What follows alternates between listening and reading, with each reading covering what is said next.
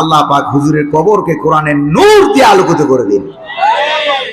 মদিনার রওজা মুবারকের সাথে দেলাওয়ার হোসেন সাইদি রাহিমাহুল্লাহর কবরকে আল্লাহ পাক নূরানি দরজা খুলে দিন। জোরে বলুন আমিন।